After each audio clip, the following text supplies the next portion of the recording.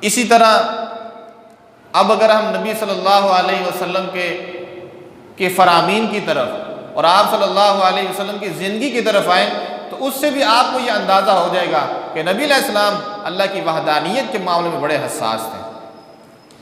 کوئی ایسی بات جس میں اللہ تعالیٰ کی وحدانیت کے اوپر، توحید کے اوپر کوئی زد پڑتی ہو، توحید کے خلاف کوئی بات ہوتی ہو، تو نبی علیہ السلام فوراً بول پڑتے تھے کہ بھائی اس کو چھوڑ دو، ایسے نہ کرو۔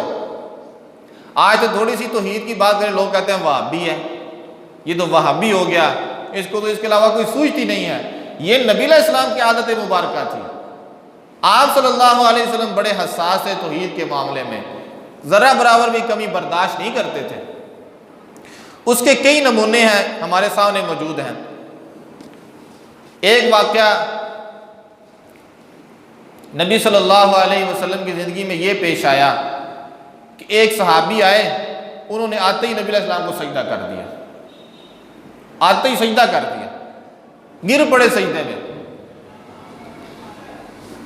نبی علیہ السلام نے کہا بھائی جی تم سر اٹھاؤ، تم مجھے یہ بتاؤ تم مجھے سجدہ کیوں کر رہے ہو؟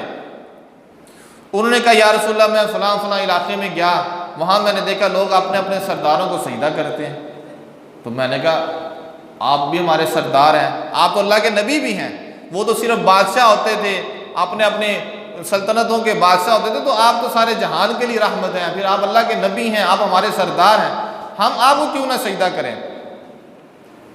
آپ نے فرمایا نہیں، ایسے نہیں۔ اور پھر آپ صلی اللہ علیہ وسلم کو سمجھایا۔ آپ نے اس صحابی سے فرمایا کہ بھائی تم مجھے یہ بتاؤ کہ کل کو اگر تم میری قبر کے پاس سے گزرو تو کیا تم میری قبر کو سجدہ کرو گے؟ آج تم جو مجھے سجدہ کر رہے ہو، کل اگر تم میری قبر کے پاس سے گزرو تو کیا تم میری قبر کو بھی سجدہ کرو گے؟ انہوں نے کہا یا رسول اللہ آگ کی قبر کو سجدہ نہیں کروں گا۔ تو نبی علیہ السلام نے فرمایا اگر میری قبر کو سجدہ نہیں ہو سکتا تو پھر مجھے بھی نہیں ہو سکتا۔